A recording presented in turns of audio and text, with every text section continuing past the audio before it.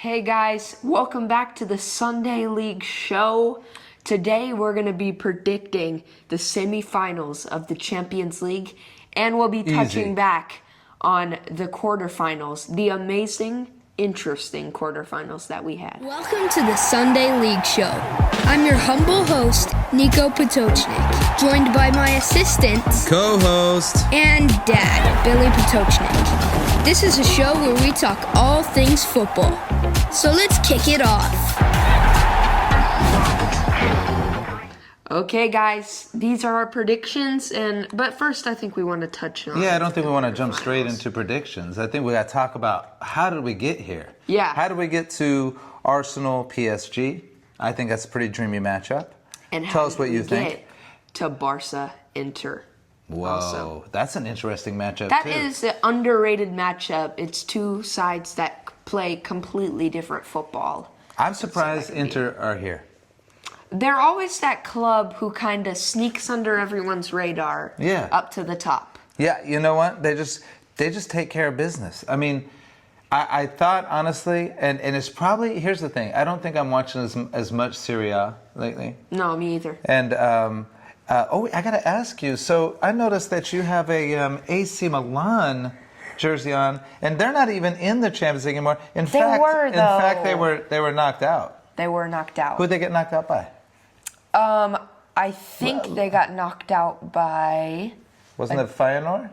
Yeah, they got knocked out by Feyenoord. Or was it PSV? Feyenoord. It was? Yeah. Feyenoord? They got knocked out by Feyenoord, just another good Dutch club. And, nothing is owed. And that's what I love about football. Nothing is owed. Team like AC Milan, you look at their pedigree, Serie A, and then you think the Dutch League. Do not underestimate the Dutch League. Remember, the Dutch League is solid. And no victory is owed to anybody. And they just took care of AC Milan. And that was a big upset. I expected AC Milan to still be here. But instead, we have Inter here, which leads me to the question, Niko, why are you wearing an AC Milan jersey when we're talking about Inter Milan? Is this are Inter Milan fans supposed to be a little bit offended by this? This is an affront to Inter Milan fans. I mean, what's going on here? I don't know if it's supposed to be an insult. You could take it how you want it. That's my thing. Take it how you want it. So do you root for AC Milan? I gotta stay mysterious. Yeah, do you root for AC Milan over Inter? Yeah, I would say over Okay, Inter, so, yeah. AC Milan has got a pretty proud history in the European competition, but Inter Milan is the team that's been, the dominant team in Italy for a while now. Does Inter Milan have a chance against Barcelona? Tell me. Okay, so I think those are two sides. As I said, they play different football.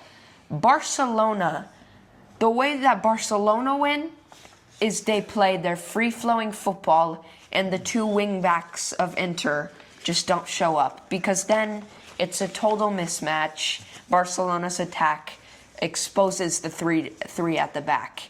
Yeah. Inter's way of winning is if they counterattack Barcelona and really punish them. So do you think they'll be able to do that? No. Barcelona's going to beat Inter Milan. Why? Barcelona is going to beat Inter Milan by taking the game to the San Siro. Instead of letting Inter counterattack, they are going to hit them early, and they're going to hit them hard. And I don't even know if it will be close. I don't even know if Barcelona are on their day. I don't even know if it will be close. Really? Yeah. Okay, all right, so I disagree with you. I think Inter Milan is being underestimated. They've been underestimated by me. I think with their organization, in typical Italian fashion, they don't always play the most exciting football. But that somewhat is a stereotype too, because I think some of these things are just outdated stereotypes. But it is true.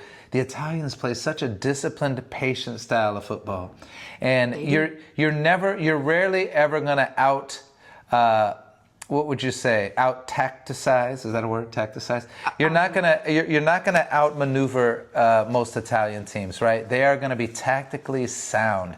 They're gonna have a plan. They're gonna stick to it, and they're gonna pounce on you when you show some weakness and when you leave some space. And that's what Inter Milan is so good at. That could be what haunts Barca. If you get late into the game and you haven't scored, that's Inter Milan's time to hit you on the counter. Yeah, with and, Thuram. and punish you with with the wing backs, DeMarco and Dumfries, and then Lautaro Martinez, Thuram. They have a great attack, solid midfield, good defense. I think that's the way they beat Barcelona. That's why they beat Barcelona? Yeah. So you think Barcelona's going to go through, but you don't think it's going to be easy? Yeah, I don't think it'll be easy unless they just expose Inter Milan. Now, between these two teams, they've played 12 competitive matches. Barcelona's won 6, Inter's won 2, and they've drawn 4 times. So Barcelona holds the edge there. I think Barcelona they do have that attacking flair. Can Inter kind of snuff that out and hit them on the counterattack and stay patient? And so that's a great match. I think I'm excited. That's an exciting matchup. And now on to the devastating domination at the Bernabeu, where Arsenal just took Real Madrid apart. Where was on the aggregate remontada? 5-1. I don't know. Where's I don't the know where it was. remontada? I'm still looking for it. Not here, not there. I'm still looking for Nowhere. it. I'm looking. Not under there. Oh wait, it's not under there. Where is it? Where is it? It's Where's not the under there. Where is it? remontada? I don't see it. That comeback's nowhere to be found. There's a lot of talk. There's a lot of talk. And this leads me to the point, Niko. It's pretty boring being a Real Madrid fan. Why? Yeah, okay. Why? I'll tell you why. You know what? It's one-dimensional. There's nothing else to it. If Real Madrid doesn't win, it's a failure. And now, I know some of you are thinking, yeah, because, Real Madrid fans, oh yeah, because we're used to winning. We have to win. There's only one standard for us winning. You know what? That's boring and it's unrealistic. Nobody wins all the time, especially in football. You can have the best players, you can have the most money, and the magic of football is you can lose anyway. Nothing is owed to you. But the problem I have with Real Madrid is they think that they act like everything is owed to them. Now, I'm not talking to you Real Madrid fans that don't feel this way, and I know a lot of you probably don't. Because I know a lot of you are probably like, yeah, you know what? There are a lot of Real Madrid fans that feel that way, and it's annoying. But it's true. It's annoying. It's entitled. And there's nothing more unattractive than entitlement. Than someone acting like they are supposed to win.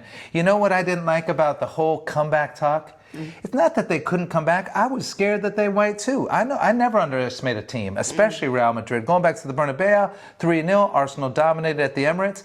I believe in Arsenal, but I'm like, anything can happen at the Bernabeu. We've seen Real Madrid do amazing things, and they never quit. I have nothing but respect for the team. But as they are not owed victory. That people are acting almost like it's going to happen and it has to happen for the football world and the gods to align. And that is just annoying to me. And it's boring. When you're a fan of a team, you celebrate the victories and you celebrate the losses. And there's a humility that goes into every game knowing that you are not owed victory, that any team can beat you on any day, and that other team, with their own fans and their own players, want to win just as bad as your own team does. Yeah. And what I have a hard time with Real Madrid is they act like, almost like people are supposed to let them win. Like, we're Real Madrid, we're supposed to win. It's pretty boring. Look at Ancelotti's going to get fired. Maybe the greatest manager ever coached is going to get fired after this year because they're going to see it as a failure because they got knocked out by a better Arsenal team. Okay? And they might not win the La Liga. They might get second to Barcelona. Who knows why that happened? Maybe they weren't quite as good. Maybe Barcelona was more consistent with the teams that Real Madrid weren't as consistent with. But guess what? Ancelotti is going to get fired because Perez and the Real Madrid board have to say, that's just not good enough for Real Madrid. We need better. We have to win something. We need trophies every year. Guess what? You can be a great team, a great club with a great history, and not win trophies every year. Yeah. Real Madrid is not owed trophies. So I think it's boring. It's one-dimensional to have that perspective that Real Madrid is supposed to win everything, and anytime you don't, it's a failure. You know what? Ride the wave, man. You win, you lose, you might win most of the time, you might be the biggest club in the world, but you are not owed victory every year. You are not owed a trophy every year. It is boring when you think it's a failure when you got knocked out the Champions League and you might not win La Liga. Maybe you don't even win the Copa del Rey. I don't know, but it doesn't matter. It's football. And Ancelotti might be the best manager ever, but goodbye, Ancelotti. You were not good enough. Okay, how many Champions Leagues has he won? How many league titles has he won? How many cup titles has he won? In any country. Yeah, in any country. But anyway, that's my take on being a Real Madrid fan. It's got to be tough, you know? And that's not all of them. Oh, as of we course said. not. Of course not. But you guys know it's not all of them. If I'm upsetting you, well, then leave a civilized comment in the comments below. Okay. And I think we're forgetting about a very important game that we gotta touch on. Wait, Arsenal PSG. That little team from Paris? That little Paris team? The little Parisian team? And I'm going to break it down right here. What's going to happen? Arsenal is going to win. It's not going to be a close tie. Whoa. It is not going to be close. This little Parisian fairy tale of their attackers, Doué, Kvaratskhelia, Dembele. Without that, what do they have? Vitinha, whatever. Invert our fullbacks like we always do, and they have no midfield. Whoa. We're going to expose their defense, we're going to expose their midfield, and we're going to expose their attack. And I'm not even coming from a biased perspective. Once you invert Lewis Skelly and Timber like we do, it's complete domination in the midfield. Is that what's going to happen? And the only thing that I'm worried about is in the first leg where we don't have Partey, Jorginho or someone is going to have a hard time dealing with the tempo because it's going to be a fast game. 2 man of the matches for this Arsenal PSG game. It's going to be Lewis Skelly and Timber. And they don't have to win the man of the match award because they might not score goals, but our fullbacks are going to be so important versus PSG. PSG aren't going to just let us play our football, but at the same time, they might have to. They might have to, yeah. Root for French teams a lot, but not this time. PSG is a very good team, and all the Arsenal players and everybody is saying how much better they are this time than last time. Now, overall, these two clubs have played only 5 competitive matches in their history. PSG has not won any of them. There's been 3 draws and 2 Arsenal wins. Now, we know Arsenal just won earlier this year in Champions League in the early stages. But Arsenal just keeps saying, the players even say, this is a different PSG team. So Arsenal's not underestimating anybody. And I think that's the mark of a good team. What is it that PSG has now, Niko? Without some of the big star power, which I think is a good move, by the way, because I think PSG was kind of missing the plot. You have to build systems. It's not just about buying stars. You have to have a philosophy, a style of play, and players have to buy into that. It's not just buying the best stars and spending the most money. What do you think PSG is doing now that makes PSG more of a force? I think it's their attacking prowess. Okay. And that could work. Okay, and I'm going to relate it back to this game here because that's what we're talking about. Right. But that could work against Montpellier or Lille, even though Lille's a great side. And they've shown it in other games in the Champions League. They got this far, respect to them. But when you only invest in one part of the field and make that so good, which respect all their attack and stuff, because they have a good attack, and I love Desiree Doué. But he loves Desiree Doué, man. Desiree Doué. But you got to have solid players all around the field. All around the and pitch. And they do. Yeah. And they do. But I think we'll outclass them. And back to your question a little bit. Yes, I think their attack is what brings them this far. But I tell you what, with Arsenal, I just think you have to, even the neutrals out there, really have to give Arsenal respect because and every team does it, but Arsenal has really struggled with injuries this year. They don't even have a true striker. You could argue that even with Kai Havertz in there, and Kai Havertz started coming good. I love the way Kai Havertz plays. It's the stuff he does off the ball. It's all the other stuff he does. It's the hold-up play. He's got such a high footballing IQ. If he's not the best striker, that's fine. I don't think he'd even say he's the best striker. I just think he's a great footballer with a high footballing IQ. We don't really have a true striker. I don't even think Arteta's done with this project. I don't even think we're in the 4th or 5th stage or whatever, he's called it. I don't even think we're all the way through the project here. And here we are, semifinals of the Champions League with Mikel Merino at striker. What do you think about that? This guy is not, I don't even know the last time he played striker. Maybe he was 8 or something. I don't know. What's the story there? What's been the reason Arsenal's able to come this far?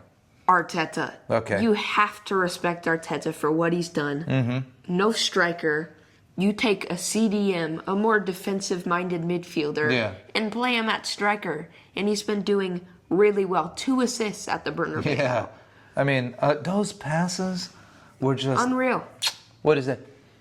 And, yeah, he shows his midfield prowess with those passes. At the same time, he's playing striker. I mean, that pass to Saka was so deft, right? That was so deft. And the way he slotted that in, and Saka, boom.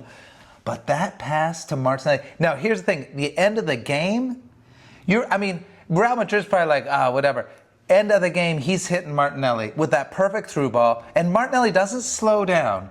Martinelli turns on, puts it in the 5th gear, zooms around to goal, scores a goal. And there's nobody that deserved it more than Martinelli. So Martinelli zooms around. Martinelli works so hard. No matter if he's having a good game or a bad game, he never stops working. And that's the same thing with Saka. These guys bust their butt. Yeah, and that's a Martinelli who had been playing 95 minutes versus a Fran Garcia who had just gotten subbed on. Yeah. So, Right. Yeah. Totally. Fresh legs.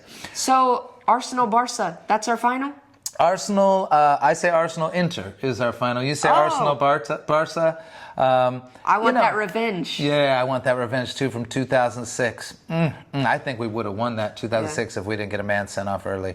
So anyway, let's go Arsenal. Let's go. Let's just make it a great Champions League semifinals. Let us know who you're rooting for. Let us know who's going to win. Put your comments below. We'd love to hear from you. Thanks for watching, guys. It's great being here, and this is a lot of fun. Yeah. What are your predictions in the comments below? See you guys. See ya.